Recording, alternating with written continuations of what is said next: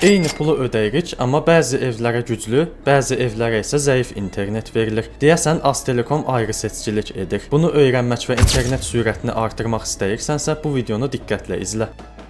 Bəli, bir-iki məsələ var. Bu haqqda mən sizə məlumat verim. Daha sonra bu ayrı seçicilik məsələsi haqqında geniş məlumat verəcəyəm. Deməli, gördüyünüz kimi hal-hazırda ekranda Speed Test proqramı açıqdır və mən burada sizə 2.4 GHz və 5 GHz arasında olan fərqləri göstərəcəm. Bunu bəziləri heç ümumiyyətlə bilmir nə olduğunu. Gördüyünüz kimi bu hal-hazırda mənim internetim 2.4 GHz-ə qoşuldu. Yəni Wi-Fi funksiyası 2.4 GHz-dir və Speed Test funksiyası, yəni proqram burada açıqdır. Elə burada səhifəni yeniləyək, daha sonra sizinlə birlikdə 2.4 GHz-in sürətini ölçək və görək nə cür bir şey görünəcək. Elə buradan Go düyməsinə klik edirəm və bizim üçün burada sürətli şəkildə ölçür. Bəli, gördüyünüz kimi burada Speed Test bizim ölçməmizi reallaşdırdı. Download sürəti 51 megabit saniyə oldu. Upload sürəti isə 49 megabit saniyə sürət oldu. Burada tam şəkildə özünüzdə gördünüz. Yəni 2.4 GHz-in sürəti ortalama götürdüyümüzdə elə 50 megabit saniyə sürət verir. Yəni bu normaldır. Düzdür, əslində 30 olmalı idi. Burada biraz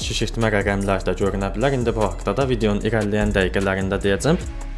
Gəlin indi sürətli şəkildə kompüterimizdən 5 GHz-ə qoşulaq. Görək nə göstərəcək. Baxın, elə burada biraz yeniləmə edirəm. Avtomatik olaraq mənim özümün ayırdığım şəbəkə çıxacaq. Baxın, Texnoklub 5 GHz olaraq adlandırmışam. Rahat qoşulmağım üçün bilinsin deyə belə eləmişəm. Baxın, gördüyünüz kimi avtomatik indi qoşulacaq bu bizim üçün. Bəli, gördüyünüz kimi mənim kompüterim hazırda Texnoklub 5 GHz internetinə qoşuldu. Burada səhifəni yeniləyirəm ki, səhifə tam başa düşsün ki, burada 5 GHz-ə qoşulmuşam. Gördüyünüz kimi səhifə də tam şəkildə yeniləndi. Elə burada səhifə tam açıldıqdan sonra Go düyməsinə klik edirəm və görək nəticələr nə olacaq. Gördüyünüz kimi açıldı və sürətli şəkildə ölçməyə başlayır. Görək burada nəticələr nə olacaq. Elə ölçməyə başladığı andan etibarən görürsünüz ki, sürət burada tamam başqadır. Gəlin indi tam şəkildə ölçsün, görək nəticəmiz nə olacaq. Bəli, gördüyünüz kimi 5 GHz internet sürətini burada ölçdü bizim üçün. Download sürəti 240 megabit saniyə, upload sürəti isə 270 megabit saniyə olaraq göstərdi. Burada heç bir şey deməyəcəm, şərhsiz buraxacam. Siz kommentlər bölümünə yazarsınız. Fərq onsuz açıq-aşkar bəllidir. 2.4 GHz və 5 GHz arasında ciddi bir fərq var. Bunun haqqında geniş videolar çəkmişəm mən. İstəsəz sağ üstə qoyduğum oxutma siyahısındakı videolara baxıb məlumat ala bilərsiniz. Gəlin sürətli şəkildə 5 GHz necə aktiv olunur onu göstərim. Sonra da videonun əvvəlindəki sualı cavablayım mən sizin üçün.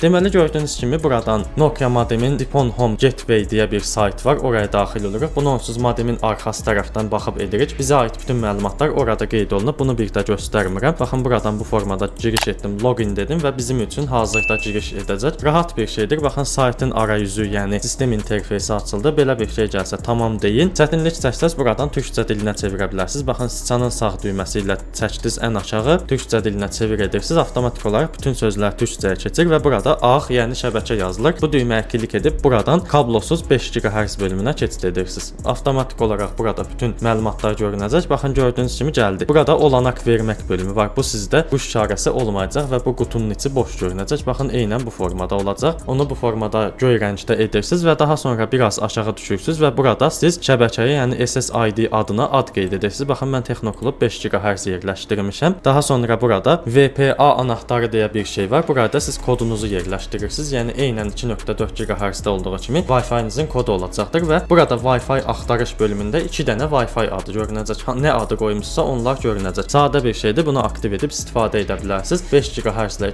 2.4 GHz arasında ciddi fərqlər var. Artıq geniş məlumat verməyimə ehtiyac yoxdur. Çünki məni sıx şəkildə takib edənlər, kanalımı köhnədən takib edənlər bilir ki, bunların arasındakı fərqlər nədir.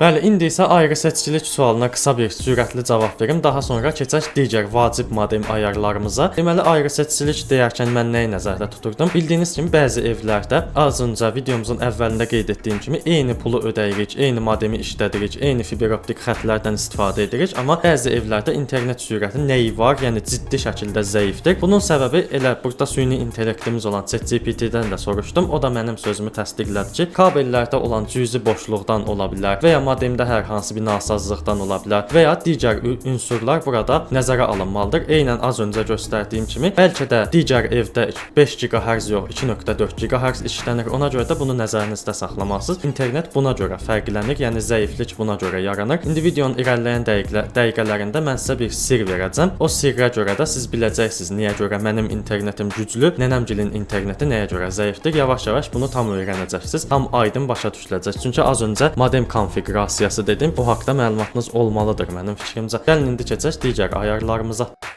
Bəli, siz modeminizdə digər sürət ayarlarını etməlisiniz. Misal üçün, baxın, az öncə 5 GHz-i aktiv etdiniz. Bundan əlavə OS ayarları var. Daha sonra müəyyən bəzi sürətə görə ayarlar var. Bunu heç burada bir-bir göstərməyəcəm. Çünki bir-bir göstərsəm mən bunları, videomuz dəhşət dərəcədə uzun olacaq. Gəlin elə sizə burada bir tövsiyə verim. Baxın, gördüyünüz kimi kanalımıza daxil oldunuz və burada oynatma listələri, yəni oxutma siyahıları bölümünə keçid edirsiniz və burada Wi-Fi internet deyə bir seçənək var. Bu siyahının içinə daxil olun. Burada interneti sürətləndirmək üçün və yaxud da modemə aid hər cürə ayarlar var. Hətta belə Wi-Fi-yə gizlin qoşulanları bloklamaq videosunu belə çəkmişəm. Yəni bu da sürətə aid videodur. Bunları izləyib geniş məlumat alıb öz modeminizin üstündə tətbiq edə bilərsiniz. Bunları tətbiq etsəz elə sizin də modeminiz digər evdəki modemlərə nisbətən fərqlənəcək. Çünki konfiqurasiya ayarlarınız düzgün olunmuş olacaq. Bu siyahını mən sizin üçün hazırda sağ üstə qoyuram. Bu videodan sonra həmin siyahıdakı videolara baxaraq geniş məlumat ala bilərsiniz. Gəlin indi az öncə qeyd etdiyim sirrə doğru gedək. Görək mən burada nə deyəcəm.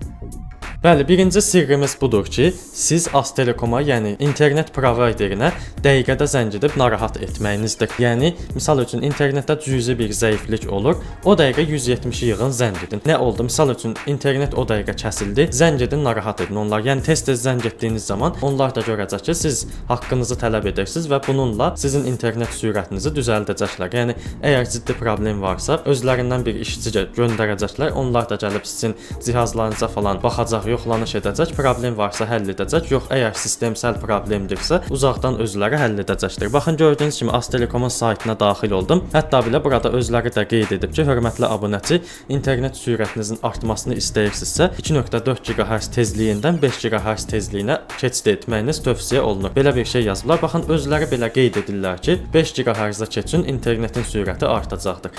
Yəni, burada nə demək istəyirəm? Adi 5 GHz-ə keçə bilmirsiniz, nə isə xəta yaşayırsınız. Onda belə zəng edin, narahat edin. Siz onları hər dəfəsində narahat etdikcə, onlar görəcək ki, bu istifadəçi haqqını tələb edir. Gəlin elə edək ki, bu istifadəçi artıq bizə zəng etməsin, bunun problemlərini həll edək və bunun internetini gücləndirək. Yəni ayrı seçicilik deyərkən mən bunu nəzərdə tuturdum əslində. Ayrı seçicilik edirlərsə əgər ən çox bu qədər edə bilirlər. Bəzi istifadəçilərə o qədər önəm verməsələr də, bəziləri zəng edib onları narahat edir deyə mütləq onların internetindəki problemləri həll edirlər. Yəni bunu nəzərinizdə saxlayın. Gəlin indi 1-2 dənə də sirr var. Mən bunları da öyrədim sizə. Tətbiq edin bunları da. Bəli, digər sirlərimizi göstərməzdən əvvəl qısaca bir şey deyim sizə. Deməli, kanalımızda bunun kimi faydalı, maraqlı, sizin işinizə yarayacaq videolarımız var. Aşağıdan keçidib kanalımıza abunə olub, videomuzu bəyənib, bir də bildiriş zəngini aktiv edərək bizlərə dəstək ola bilərsiniz. Gördüyünüz kimi kanalımızda modemlərə, telefonlara, kompüterlərə və yaxud da bunun kimi digər texnologiyalara aid hər cürə videolar var. Daxil olub baxıb bizlərə də dəstək ola bilərsiniz. Kanalımızın tezliklə inkişaf etməsini istəyirsinizsə, bu dediklərimi edə bilərsiniz. Gəlin indi 2 dənə az öncə qeyd etdiyim sirri göstərim mən sizə. Bəli, məni əgər dərindən və yaxud da köhnə dövrlərdən takib edirsinizsə, biləcəksiniz ki, mən öz modemimi format etmişəm. Bunu da video olaraq sizin üçün çəkib paylaşmışam. Yəni modemi format edərkən mən burada nəyi nəzərdə tuturam? Siz burada Aztelekomun sizə təyin etdiyi qaydaların kənarına çıxırsınız. Yəni modemi format etdinizsə əgər, Aztelekom hər hansı bir məhdudiyyət və ya qayda qoyubsa, avtomatik olaraq modemi format etdikdən sonra həmin qaydalar pozulur və sizin özünüzün yazdığınız standartlara əsasən modem işləyir və bunu mən öz videomda göstərərək modemi format etmişəm. Tövsiyə edirəm ki, əgər dəhşət dərəcədə zəifdirsə, 5 GHz-ə keçdiniz, zəng etdiniz, şikayət etdiniz, yenə də zəifdirsə, anlayışınız varsa modeminizi format edin və bu problemlər kökdən həll olacaqdır. Yəni mən özüm modemimi format etmişəm. Ona görə də belə 1 addım, 2 addım digər istifadəçilərdən öndə oluram. Yəni az öncə qeyd etdim ki, mənim nənəmgildə dəhşət dərəcədə internet zəifdir, amma eyni modemi, eyni pulu falan ödəyirik. Bunun elə səbəbi formatdan da ola bilər. Yəni az öncə qeyd etdiyim kimi, Aztelekom Aztelekomun qoyduğu qaydalardan siz kənara çıxırsınız. Bunu da yoxlamağınızı tövsiyə edirəm. Bunun videosunu çəkmişəm. Elə YouTube-a Texnoklub modem format yazın. Avtomatik bu video üstə çıxacaq. Yəni sən də format et deyə başlıq yazmışam. Bu videonu da izləməyinizi tövsiyə edirəm. Yəni dəhşət dərəcədə internetdən şikayətlənirsinizsə, modemi format etməyinizi tövsiyə edirəm. Yəni bu ciddi şəkildə işə yaraya bilər. Çünki sıfırdan hər şeyi özünüz qurursunuz. Yəni orada ev telefonuna görə, şəbəkədən gələn internetə görə ayarlar və yaxud da QoS ayarları falan hamısı özünüzün əlinizin altında olacaq. Kənardan müdaxilə olunmuş olmayacaq. Amma Aztelekom özü bir standart qoyubsa əgər, bunu modem sizin evinizə gəlməzdən əvvəl modemin daxilinə yerləşdirib və bu da həmin qaydalarla işləyir. Yox, əgər format etsəniz, avtomatik olaraq Aztelekomun modeminin qaydaları pozulacaqdır və bu sizin qaydalarınıza görə işləyəcək. Yəni bunu da yoxlamanızı tövsiyə edirəm. Az öncə qeyd etdiyim kimi bu başlığı yazaraq videonu tapa bilərsiniz. Və ikinci sirrimiz isə budur ki, az öncə də mən bunu sizə göstərdim. Kanalda olan oxutma siyahılarıdır.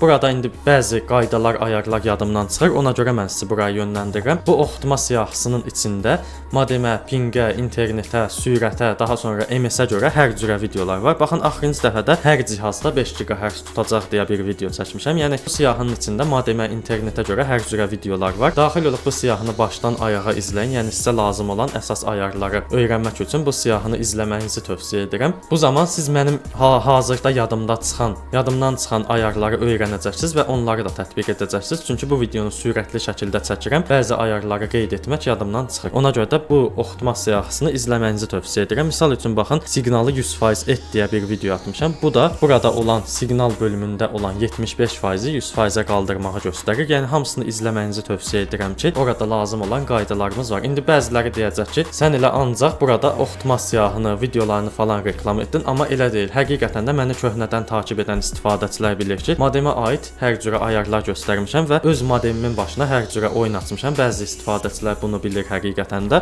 Yəni bunu tövsiyə etməkdə məqsədim odur ki, burada gizli ayarlar falan qalır arxa planda. Hazırda onu göstərmək yadımdan çıxır deyə mən sizi buraya yönləndirirəm ki, onsuz o videonu çəkib yayınlamışam. Bir də niyə bu videoda təkrar göstərim ki, eynən baxın, videomuzun əvvəlində 5 GHz ayarını aktiv etməyə göstərdim. Bəzi istifadəçilər həmin ayarı göstərməyimi atlayıb digər tərəflərə keçdi ki, onsuz bunu mən bilirəm, mənim modemimdə aktivdir, köhnədən göstərmişdin, mən onu aktiv etmişdim. Yəni buna görə də bəzi istifadəçilərə görə ən yaxşısı bu oxutma siyahısını izləməkdir. Baxın, burada bir videoda var, Wi-Fi adını gizlətmək. Yəni Nokia modemdə Wi-Fi adı necə gizlədilir? Bunu belə göstərmişəm. Yəni ən sadə ayarlardan biridir. Bunu belə həmin siyahıdakı videoda göstərmişəm. Daxil olub baxa bilərsiniz. Nəysə, çox uzatmağın mənası yoxdur. Ekranda gördüyünüz kimi sizin diqqətinizi çəkə biləcək bəzi videolar var. Bunlara baxıb faydalana bilərsiniz. Aşağıdan kanalımıza abunə olub, videomuza like atıb, bir də bildiriş zəngini aktiv edərək bizə dəstək ola bilərsiniz. Az öncə qeyd etdiyimiz kimi gələcək videolarımızda görüşərik. Sağ olun, salamat qalın.